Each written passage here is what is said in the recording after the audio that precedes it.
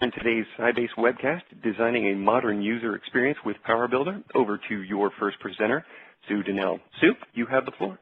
Thanks, and welcome, everyone. Thank you for attending today's webcast. I'm Sue Donnell, the Product Manager for PowerBuilder, and I'll be hosting today's presentation, which features PowerBuilder developer extraordinaire, Ronnie Po.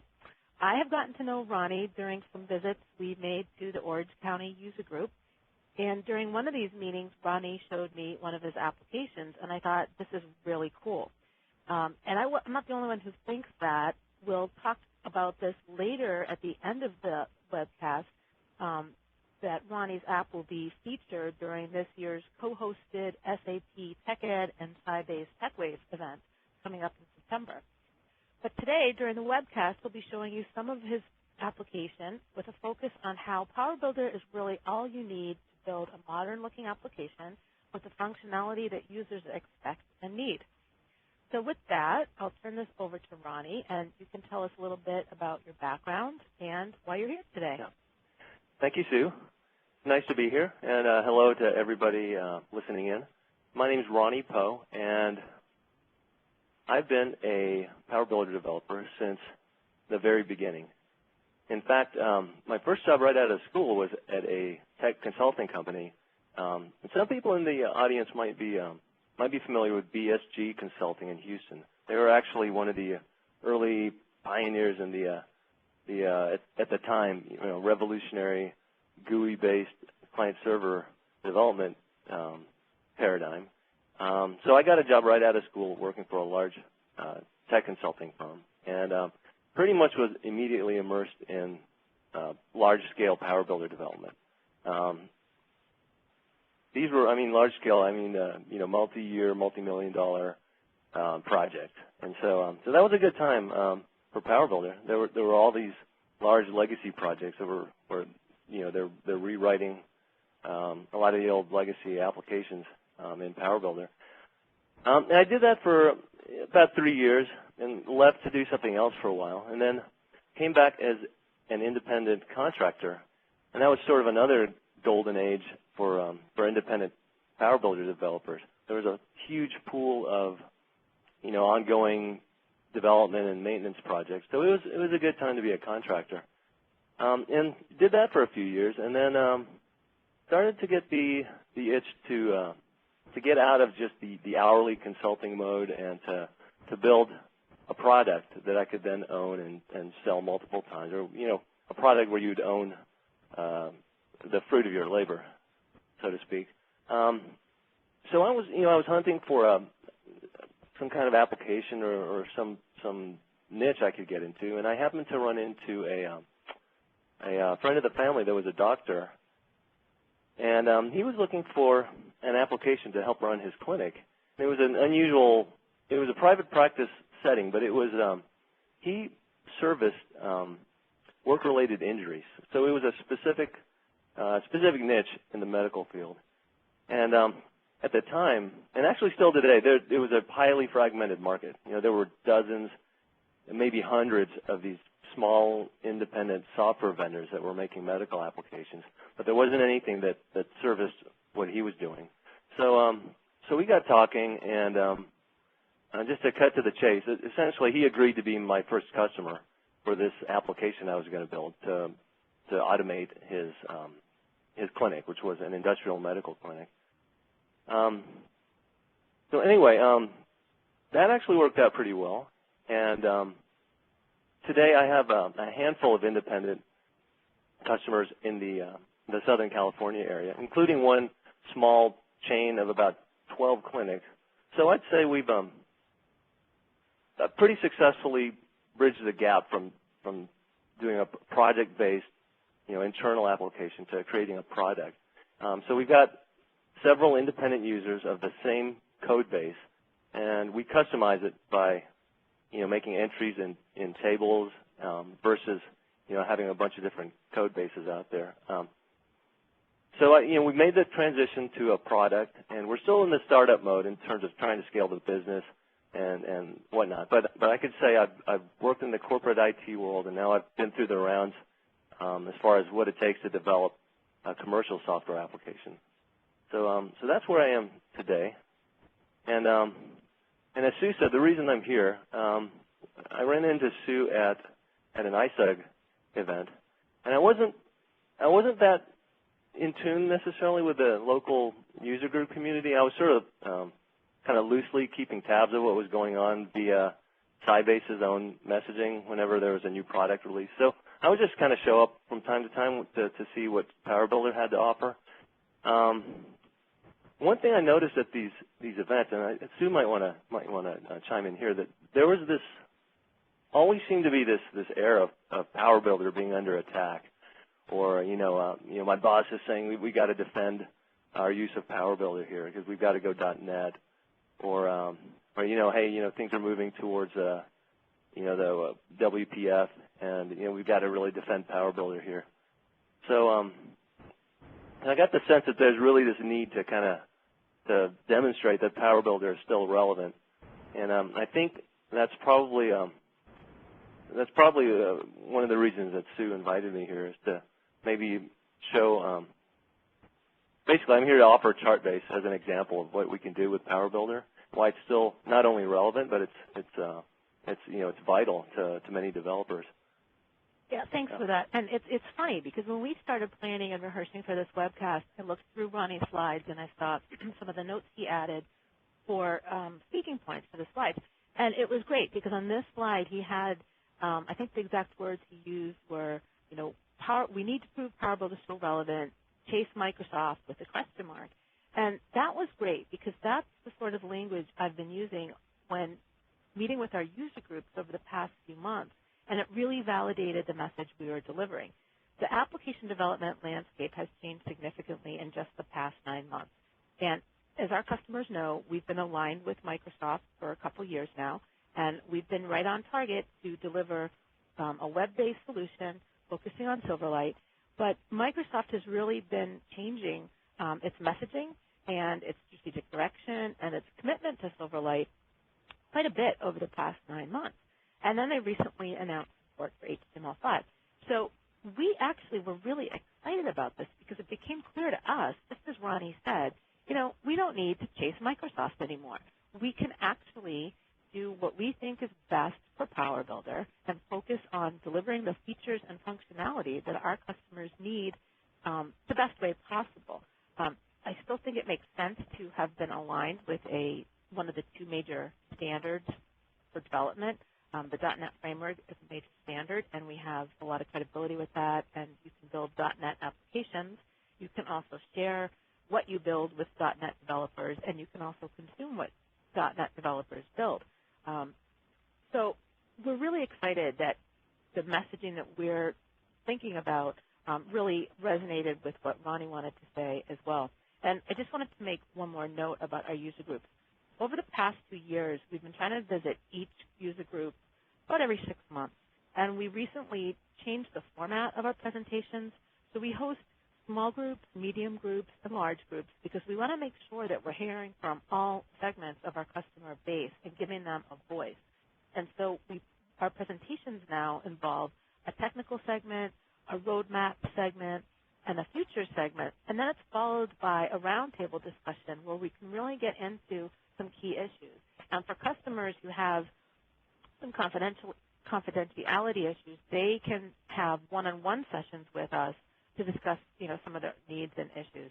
And at TechWave this year, our marketing director, Lisa Hopkins, will be presenting a session on how to create and support a successful user group in your community.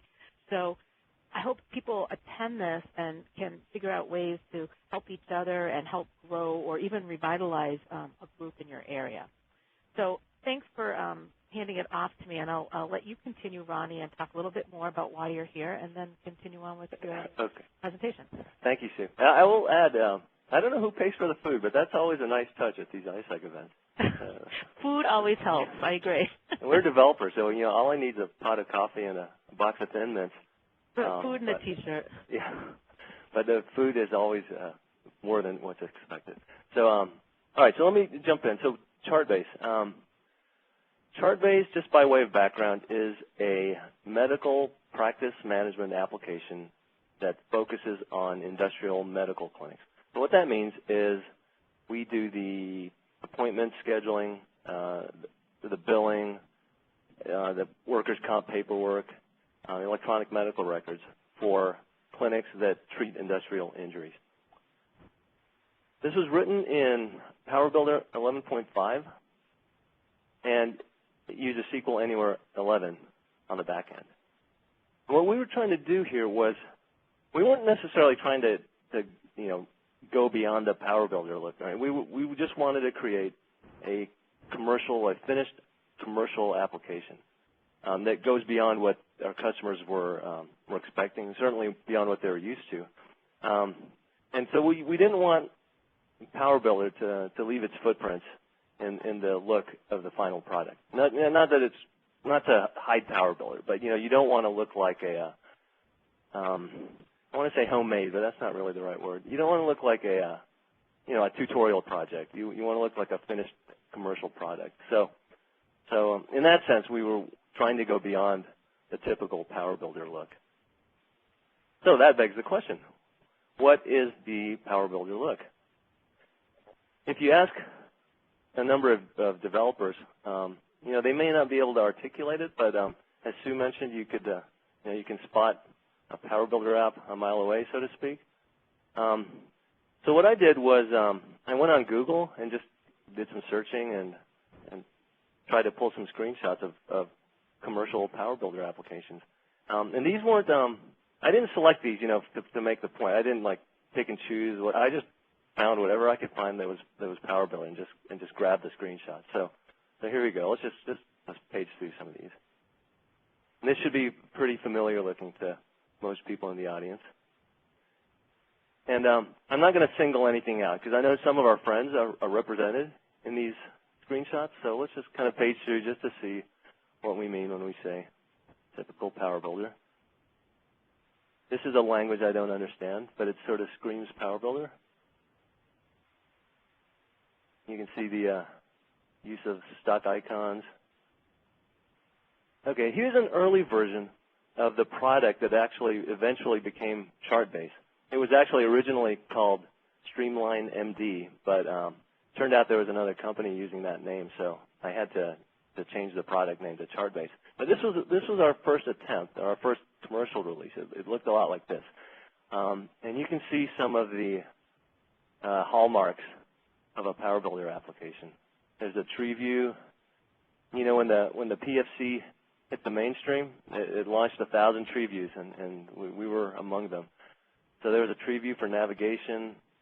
You notice a bunch of sheets, a lot of master detail type of situations where you query a list and double-click it and launch a sheet.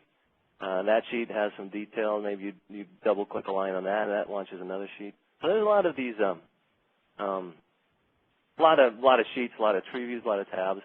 And this was done for flexibility reasons. You want to have like 2 records open and that sort of thing. But I want to jump in for a sec. Sorry to interrupt, sure. But I wanted to just let everybody know that this is all test data, so we're not violating any privacy issues there. So good point. Continue on. Thanks. I forgot to mention that. Yeah, these are functionalized. And when you have a medical application, you really need to.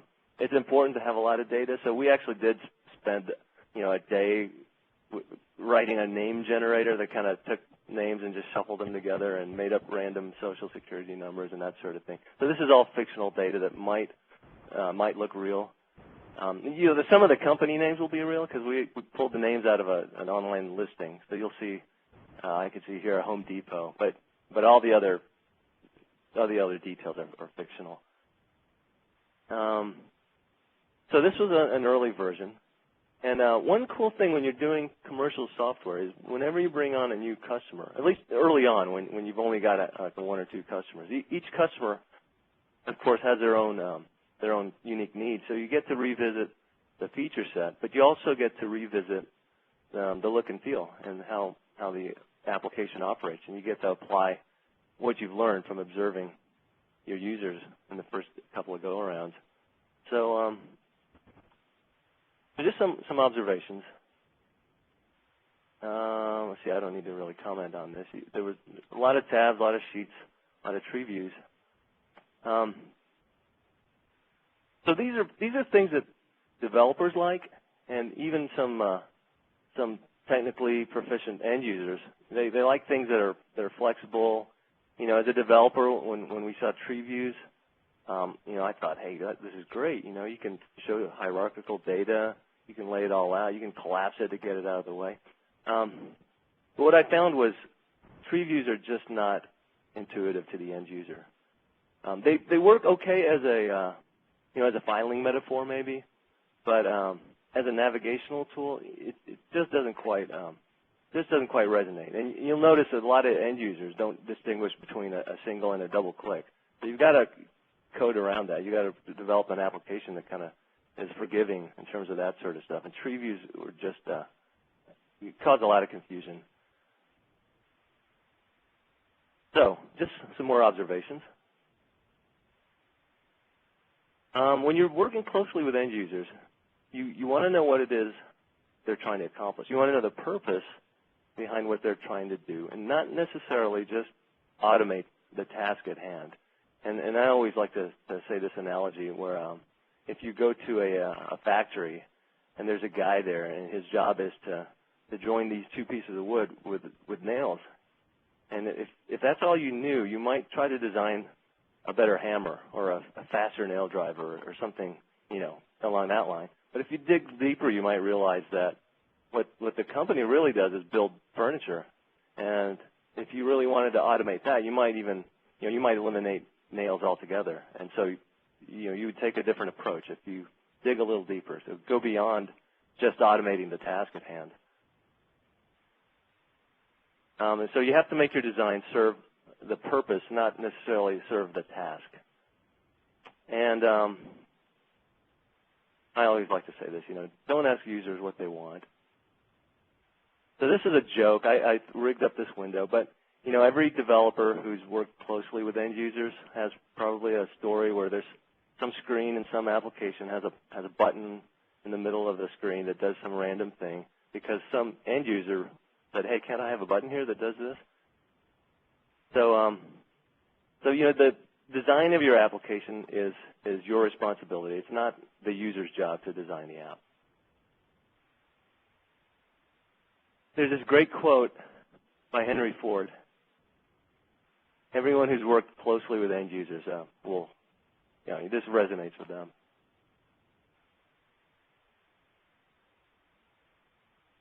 There's some other observations. Having worked in large kind of internal applications in the corporate world versus, you know, working as an independent developer of a product. In the corporate world, if there's a usability issue or if you notice that a particular user or maybe a particular population of users is making a common mistake or there's a pattern to the way they're misusing the application, a lot of times you'll dismiss that as a training issue. And you may even, you know, retrain the whole, you know, accounting department because, you know, they're making this certain type of mistake. That software is a little hard to use. This is a training issue. When you're designing your own product, there's no such thing as a training issue. If there's a usability problem with your application, then you've got a design issue. So as a developer, you've got to really be aware of what the needs are. And again, it's the developer's responsibility to design a good application. It's not the user's responsibility.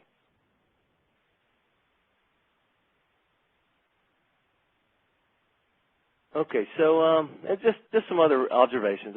Just a little point I want to make. I was thinking in terms of, you know, evangelizing PowerBuilder, or if a new user came along today and they saw the marketing materials and they read the packaging, they'd see all this exciting stuff, and they might think, hey, this is cool. Let's check this product out. And you know, if I were a new user, the first thing I would do if I were to download and install a trial version, you know, I'd pull out the demo that ships with the product, because surely that would show me what I could do with this tool. Well, this is the earliest version of PowerBuilder I had handy, and this is what the demo looked like. And I know that by version 8, you know, we were well past this kind of stuff.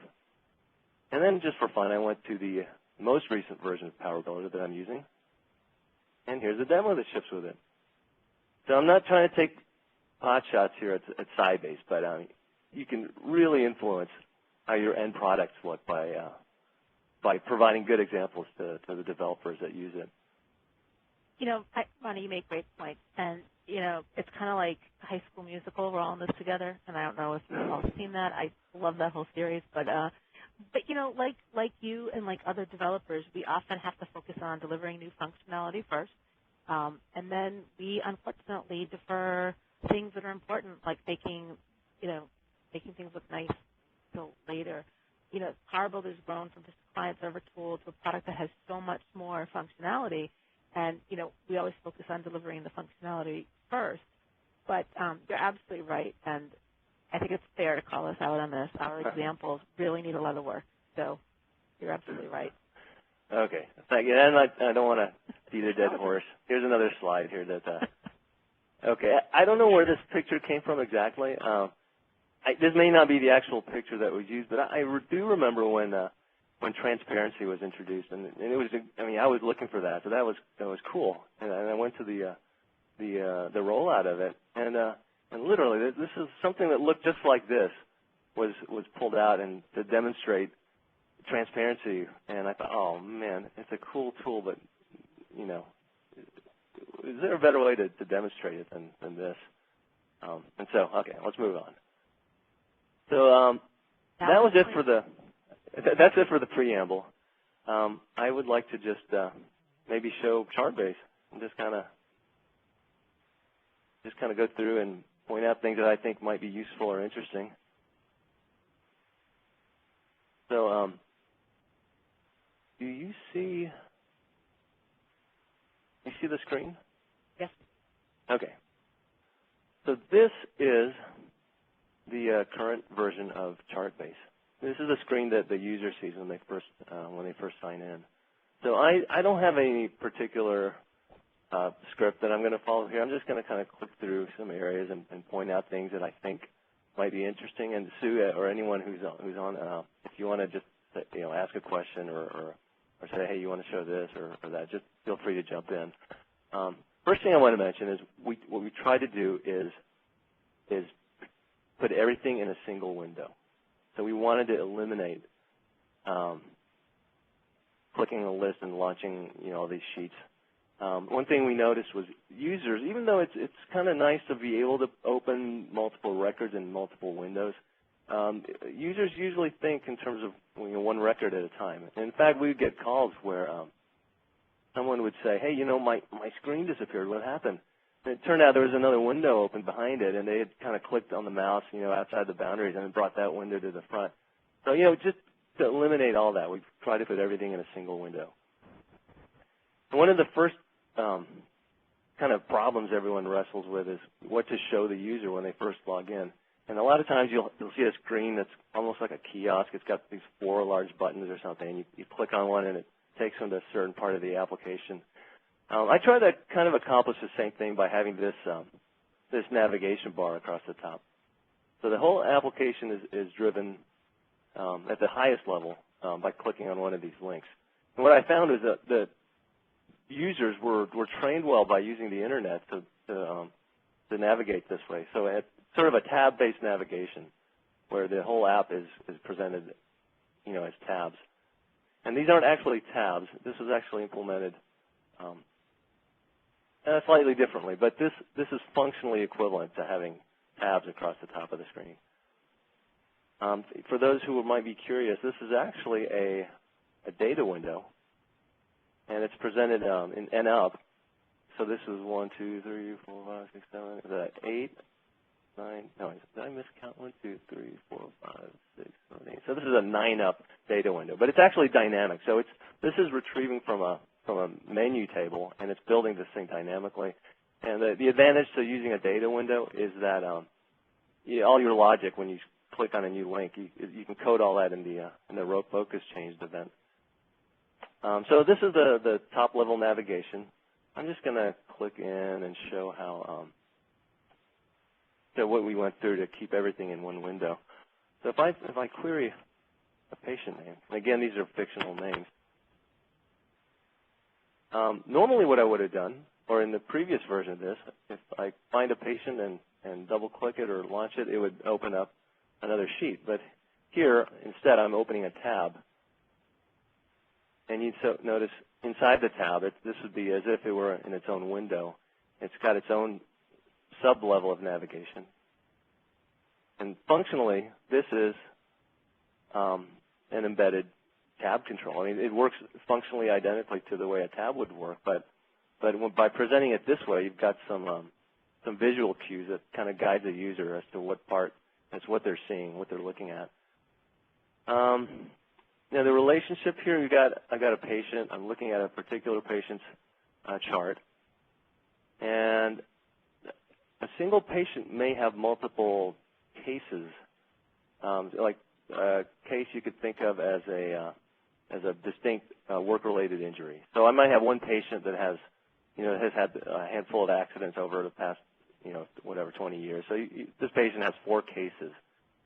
And again, in my previous design, I would have had this as a list. At the top level chart, I would see a list of patient cases, and I would click it to launch the case in its own window. But here, I'm presenting it as choices in a drop-down.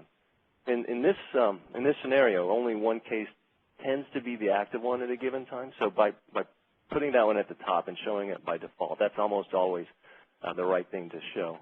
In the case where you need to navigate back, you would just pick it from a drop-down, and it repopulates the rest of the screen. Again, so a single case, let's just illustrate some master detail. So I have a case here. Each case has a series of encounter dates or visit dates associated with it, and each data visit has an associated set of data that goes with that. So again, rather than launching another window with the details of that visit, I'm providing a navigator link here where by clicking among different dates, I just refresh everything on this side of the screen. And you'll notice I offer the different ways to group these dates of visit. You can group it by the doctor, or you can group it by strictly by date. And you'll notice, so this is a tab within the window. That tab has a navigator, which is functionally the same as a nested tab, but visually looks different. Within that tab, there's another detail selection going on, and then within that, there are these tabs, which is another level of detail. So there's a lot of master detail, master detail, master detail down. But we worked really hard to present it in a way that doesn't confuse the user and makes it really easy to jump around. So if I needed to quickly jump into a different patient's record, I could do that, and that patient opens up in its own tab, and the user doesn't lose the fact that there's another record open on the screen. There's no windows obscuring other windows. I know with the well, I should point out, I guess it should be obvious, but this is built using PowerBuilder Classic, of course. The newer versions of PowerBuilder do away, or the .NET releases do away with the whole NDI concept. So these would open as tabs even if you open them as sheets. But this was designed to actually, this is actually designed using PowerBuilder 8. But so here we are launching records in individual tabs. I can jump back to the view of the clinics or my home screen, and when I come back, there are the patients whose records are open. Well, Ronnie, I just want to ask you, which features, which PowerBuilder features that you found to be the most useful or valuable when building your applications? Data windows. They're just, you can do anything with them. This is a data window, this navigator. The other features, I guess it's just a collection. All the tools are useful, so everything is pretty straightforward in terms of how to develop it. But as far as PowerBuilder features that I think are unique to PowerBuilder, it really is the fact that you can control everything using data windows. Let me point out. So this is a data window. And an advantage to having a data-driven menuing system is that it makes it very easy to set up users and permission levels. you can, just flip a bit in the configuration table, and certain users wouldn't see certain of these. Now, let me point out here too. It's kind of beside the point. These were meant to be temporary icons that I slipped in as placeholders, and never got around to replacing them. So, just thought I'd mention that. Can I jump in? Somebody Sure. wanted to know how you got the blue highlighting behind the row focus indicator. The blue highlighting on this screen? I'm guessing it was on the indicator on the left. On the left. I think Is it was this one? I think it was the icon. I don't know if I think it was Crystal Rosa. If you could just pop That's right. This in. is John Straw. They had indicated what you had called verbally the navigator. So this. I assume that means this. Yes. Yeah. You know what? That's just that's the Windows row focus change color, or row focus indicator color. So in this case, I'm just letting Windows pick the color. There are other cases where I actually create my own highlight. So yeah, the answer is this is the Windows color, and actually that brings up a sore point here, because the users have control of that, and a lot of times your users will muck around with their system settings and create some just kind of terrible looking applications. So this is actually just the Windows row selection color, but an easy way to create your own would be to you could put a rectangle behind there and put an expression that controls when it's visible, and maybe have it like the current row. If it's the current row, it would be visible. Hey, Ronnie, I just got an update from a question. It said not that one. It was the first patient. So I guess if you go up to first patient. First, you mean this? So this one, the highlight. Oh, okay, I think that's what he meant. He said the border around the row focus. Is that what he was saying? This highlight around the row focus indication. Okay, I think that might mean this. Is the row focus indicator? Yes, I see how it's highlighted around it, and it's like an outline, I think. Yeah, you know what this is? That's just a rectangle object in the detail band of this data window. Oh, okay. And so what I was just kind of describing how to do that. So based on the current row, there's an expression that controls whether the rectangle is visible or not. And actually, I just gave that rectangle a border with its own color. So this is not really, this is one of those cook your own row focus indicators. So, by the way, you'll notice, go ahead. No, you go ahead. I'll ask you after. Okay, now I'm just going to point out that some of the cool features, like the transparency, you can see at play here. So if you ignore the row focus, you'll see how I alternate dark and light in the rows, just so you can clearly distinguish a row. You'll also notice that the row focus is a little bit darker when it's on a dark row, a little bit lighter on a. So there's some transparency effects you can put to use. They're actually subtle, but actually useful.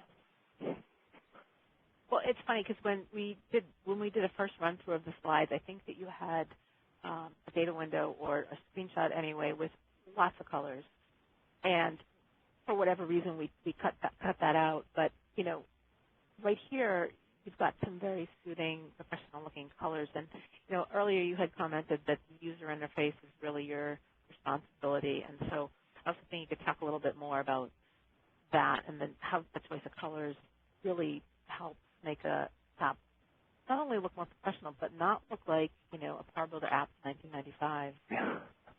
One thing I do notice is when you carefully craft your screens and then you release it to the users, and then they muck with their system colors, and it just makes it look horrible. That was part of the reason to kind of take control of the row focus color. Not the entire reason, but the Windows level row focus works when there's not a whole lot of other stuff on the screen, and when you're not. As an example, let me go back. So this is a list of clinic locations that this practice has, and so I'm going to open one up, and it opens in the tab. So here's a list where or a screen where you've got a bunch of different lists. So Sue, if we were to use the Windows standard highlighting, you'd see it just would be harsh when there's a lot of data on the screen. So here again, Oh, go ahead. No, go ahead. Oh, yeah, so I'm just going to point out the use of transparency here. This application allows color coding by type of visit. So when a doctor's looking, you can quickly see that, okay, I've got 3 dark pink. I know that's a first visit for an injury. So it's a way, the visual cue as to what's on the work list. But I'm using transparency so that you can see, even when the row focus indicator is visible, that you can still see the color kind of peek through. And I don't think you get that with Windows if I were to use just the Windows highlighting. So I have a couple other questions here in the queue. Somebody wanted to know if you could demonstrate, or you could illustrate how the menu is dynamic. How it's dynamic? I could. Let me. It's a little. Well, there's another configuration screen. Let me do this. You're going to have to bear with us. There's a ugly. This is a legacy screen. Right now I don't have a way into the. Actually, no, it's not. As a matter of fact, this is John Strano jumping in, Ronnie and Sue. We are at about 45 minutes past the top of the hour. This would be a good point to do a reality check and perhaps make sure that Ronnie has covered the scope of what he wanted to demonstrate on the application itself, and whether we want to reserve 15 minutes or 10 minutes for a formal Q&A. We do have a number of questions being saved up here that I'm tracking. Okay. Yeah, let me just answer that without having to fully demonstrate it. So imagine another screen where you pull it open and you've got a list of you got the menu, list of items which are the menu choices essentially, and another list of users, and you just need some way to cross-reference which users have access to which menu items. And it's a little more detailed. There's actually groups, but so you assign a user to a group and you enable that group access to certain menu items. And so when you do a select, that particular user gets a particular set of rows, each of which is represented by one of these items at the top. So if I turn off HL7 for a particular group and I belong to that group, then I wouldn't see this link when I logged in. And I hope that answers the question, but I think that'll fill in the blanks a little bit. Ronnie, I see a whole bunch of questions. So I'm thinking that what we should probably do is just go to your conclusion slide, remind folks about TechWave and TechEd, and then open up your app again, because I think there's a whole bunch of questions that people are going to ask you. Well, okay. We're going to need the answers from your app. Okay. Okay, let's do that. Yeah, I didn't get to point out some stuff that I thought might be interesting. Oh, then go ahead. I'm sorry. No. Well, it might come up in the questions. I think okay. they probably will give me an opportunity to. So let's are you seeing the Yep. The slides? Okay. So yeah, there's some conclusions. There really is no PowerBuilder look. There's just kind of what we're used to, and that tends to be the default that we design to. So I think we can kind of redefine what the PowerBuilder look is, or just define the whole concept. PowerBuilder is just a tool, and you build what you need with it. Everyone can help, and that means, as developers, we can take a little bit of extra effort to really care about what it is we're doing. And I know there's a lot of times where, especially in large-scale projects, where it really doesn't matter how it looks or works. You just need to get it done and move on. But there are times when you do care about what you're doing, and if you take a little extra time to understand what it is you're trying to accomplish, I think you can create some great stuff. Yeah, a little extra effort lets you go beyond. With PowerBuilder, everything is and we always hear this, but it is fast and easy, and you can pretty much, with very limited resources, do a lot of, you can go beyond what your users are expecting.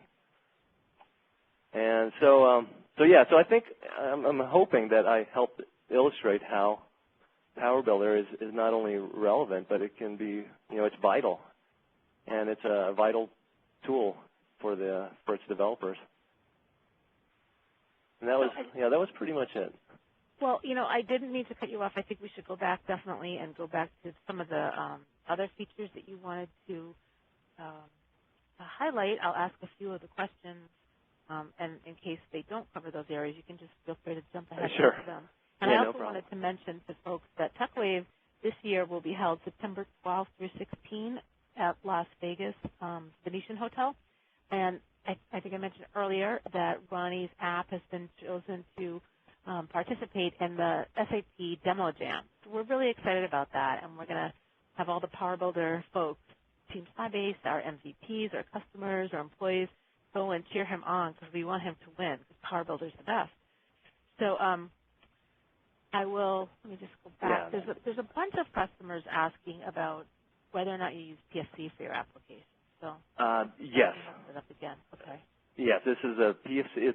It's actually an older version of PFC. It's and I didn't grab the latest whenever I would migrate because there's so much extension that I built my own application layer, and so I think I'm using whatever shipped with version 6 or 6.5, and whenever I upgrade PowerBuilder, I would just migrate my own copy of the PFC and plus my extension. So yeah, this is PFC, heavily PFC based, and there's quite a bit of custom extensions on top of that. There's another question to see if you tried to test migrate your application to WinForm or WPF, and I think that during our discussion, one of the points we were making is, well, why? You don't really need to. So yeah, I wanted you to sort of elaborate on that. Well, there's no demand. I mean, when you're doing your own product, your customers, at least in this segment, and so I can't speak for other segments, but in healthcare, the clients, at least in this specific segment, there's been no demand for web-based solutions. In fact, most of the competitors are still client server, at least the ones that I've gone up against. So yeah, no, there's never been a need to migrate this. And there's been no demand from the customer side. And as a developer, I wouldn't choose to take on that expense.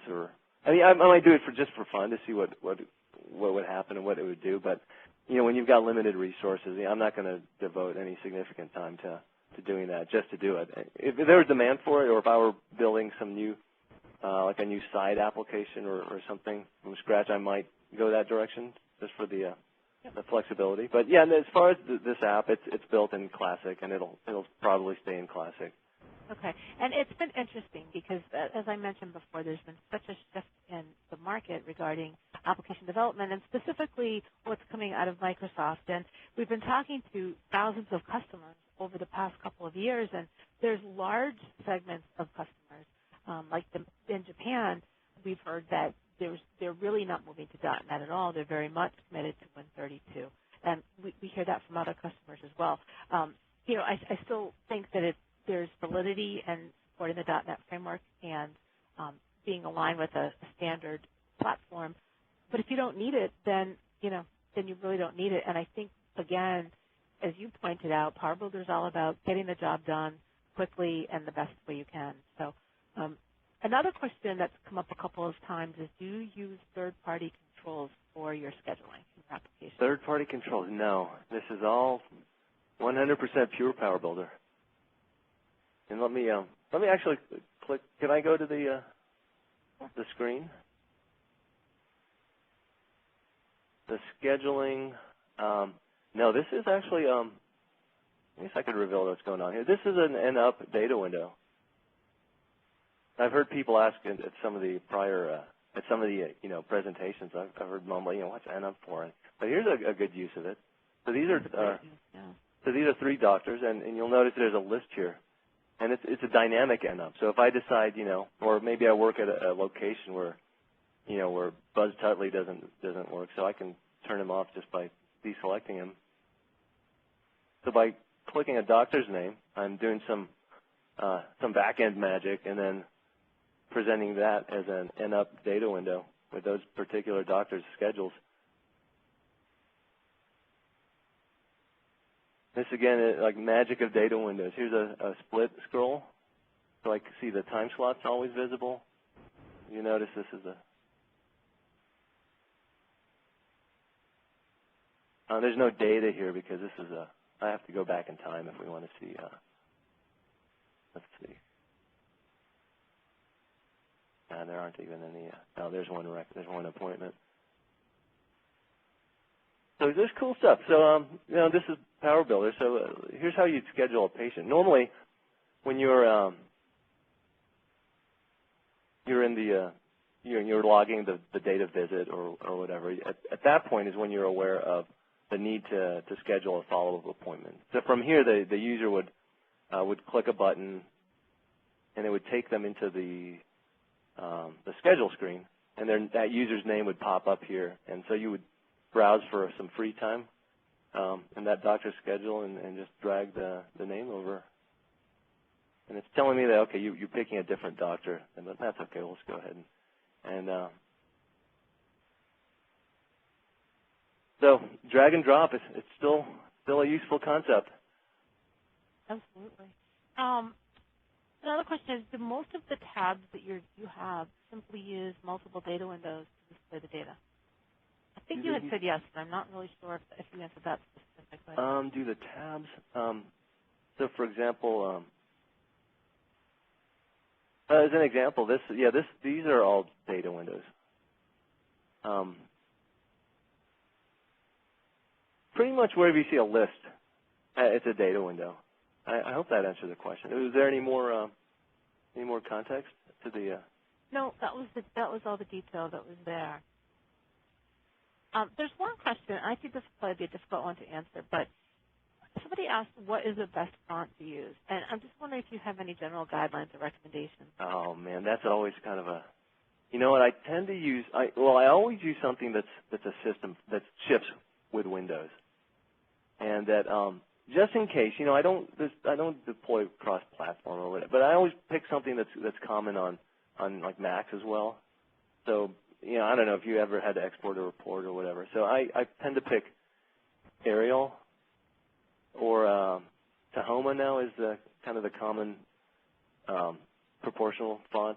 I don't have any overriding guidelines. Although I don't want, I want to avoid scenarios where if the font's missing, the user sees garbage. That's probably my only rule. Well, I just, when you look at this application, it looks clean, easy to read. There is a lot of text, but it doesn't look overwhelming or harsh in the eyes. So it looks like a good choice. Oh, thanks. Oh, here's a guideline. Don't bold everything. Even if users say, I can't see that. Can you make it bold?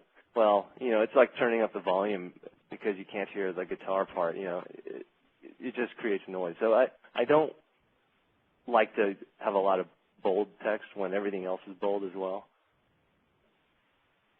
Now, you may have answered this earlier on, too. There's one question. Is everything coded in one single window object? This is one window, yeah. And there's some legacy code in here which still opens up auxiliary windows from time to time. But the goal is to have everything in a single window. So this doesn't have to be MDI necessarily. If I were able to eliminate all the legacy code, this could be a single window. And there are challenges involved with that when you're opening dynamic user objects on the same window. You wouldn't be able to just have it happen automatically. There's some kind of stuff going on behind the scenes to manage what's visible and what's not. I will say this trick from the PFC. In order to preserve the whole PFC save workflow, which is cool because it does all the kicks off your validation and tracks if updates are pending and all that. When I have an individual tab page like a patient record, I mimic the PFC save at the tab page level. But in order to avoid having to recode the whole save sequence, what I do is actually get a handle to the parent window and then replace the parent's update array with everything that's on that current tab page. Grab the window, replace the update array, and then just issue a PFC save on the parent window. And then after handling either the fail or the success, switch it back. So that'll make sense to PFC developers out there, but that was a kind of a trick I stumbled on. So Ronnie, you know, you've been talking about updating UIs, and one of the challenges we all have is how do you justify that? Do you have any tips for folks? You know, it's sort of like a catch-22.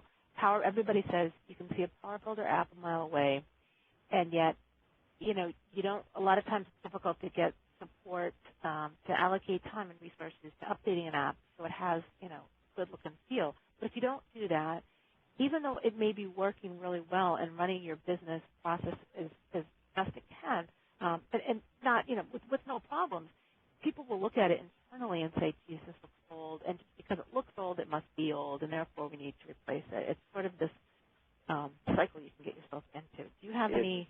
It is. You know what?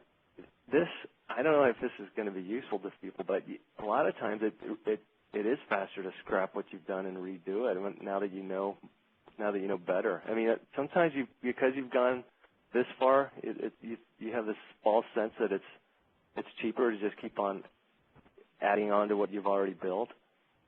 But what I found is, you know what, you'll feel better, the users will appreciate it, and a lot of times it really doesn't take as long as you think to rebuild something rather than to keep throwing Band-Aids on your old design. And there's another kind of maybe cheesy analogy about, I mean, you're building something and you thought you were building, you know, a chair, but you find out that, you know, the person using it is actually eating on it. So he said, can you make it a little taller, or can you do this or that? And sometimes it's better just to scrap a thing and build a table from scratch than to keep, you know, adding pieces onto that chair you built to make it work like a table. Yeah, absolutely. And, you know, I know it sounds corny too, but with PowerBuilder you can do it faster than with anything else. And we hear that all the time from customers. I mean, we've been going on the road a lot, and we hear from customers who are also using .NET now or Java how it's extremely frustrating because simply, you know, doing something that might be one data window function call can require instantiating a class and calling stuff with methods, and just an awful lot of work to do something that is just so inconsequential in PowerBuilder. I wanted to sort of wrap this up. We're at 2 o'clock Eastern time. I want to let people know, though, that as great as Ronnie's app is that you've seen, we're really saving the sizzle on this app for tech ed. So I hope people can come out and go to the, I forget what it's called. It's called the demo. Yeah, you know, I've been honored here. I entered. There's a piece here that I haven't shown today, but I entered it into the Demo Jam competition. And just if people aren't familiar with it, it's an SAP thing, and they do it. They have these, I think, 4 global conferences every year, but this is a big one. It's in Las Vegas, and it's co-located with TechWay. But they pick 6 applications to get up there and compete. And as far as I know, this is the only PowerBuilder application. So, you know, I'm honored to be one of the finalists, and I would love for anyone who's there to come on and you know, and shout. They pick the winner based on who creates the most noise in the audience. Right, and PowerBuilder developers are always the loudest. So we're going to have a great time, and we're really excited to be able to show off in front of not just our customers, but in front of all SAP, too. So this is going to be exciting for us. We don't have time to really go into detail, but I wanted to also say that version 12.5, which just came out, it really delivers a lot of new enhancements for Win32, which is really what Ronnie's talking about. So we hope that you enjoyed this. We thank you for attending, and we look forward to getting together again real soon. Thanks, Ronnie, very much. Thank you.